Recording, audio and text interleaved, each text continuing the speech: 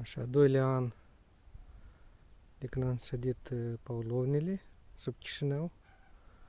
Așa, aici am un rând de la vale și mai am un rând a partea de la deal. Deci aici sălcile astea cam încurcă. Dacă se vede, eu puțin să înclinați în dreapta paulovnile pentru că nu le ajunge lumină, eu știu ce nu le ajunge căldură. Și partea asta de la vale și-a crescut mai rău și a doilea an. Cu toate că copacelul ăsta anul trecut a avut o crescare destul de bună, din câte eu mi-amintesc, dar anul ăsta cam s-a stopat.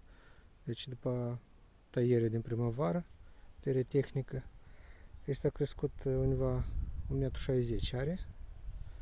Ceilalți, câți acolo 3, sunt mai slăbuți, acolo și vedem. Așa, ăsta are 1 metru, cel la 1,30 m și ultimul, nici nu m-am gândit că o să iasă, că el anul trecut se pare că cam se uscase de tot. Dar anul ăsta odată muguri și l-am lăsat și a crescut cât are, vreo 60 cm.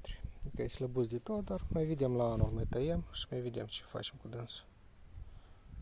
Așa, rândul de la deal. Asta odată la 1 metru, între 1,80 m și 1,90 m a crescut.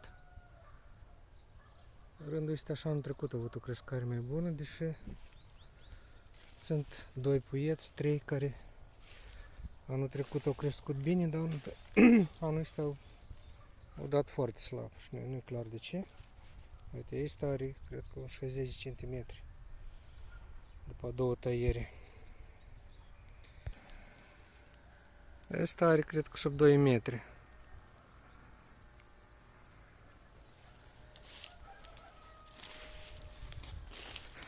Și mergem mai departe.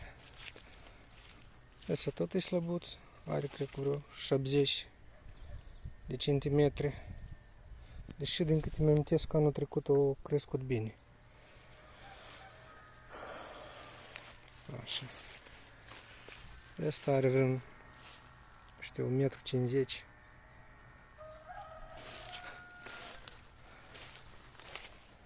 Dar ăsta m-a surprins cel mai mult.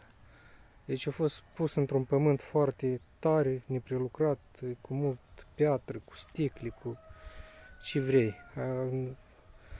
Cu mare chin intrase hârlețul, dar uite ce crescare odată. E foarte bine crescut. Nici nu m-am așteptat de la dânsul, așa crescare. Nu e clar de ce. Cred că anul ăsta nici nu l-am udat, cum a fost în luna iunie, jumătate de iulie, cred că a fost ploios. Și nu i-am udat, după asta a fost vreo lună jumătate de secetă. Și în timp secetei i-am udat, cred că o dată, 2 ori. Și după asta, cum în toamnă, iar a venit o perioadă de ploi. Și asta e tot. Și uite, a crescut foarte bine asta. Restul așa mai slab. Asta e tot, a doilea an de paulovni.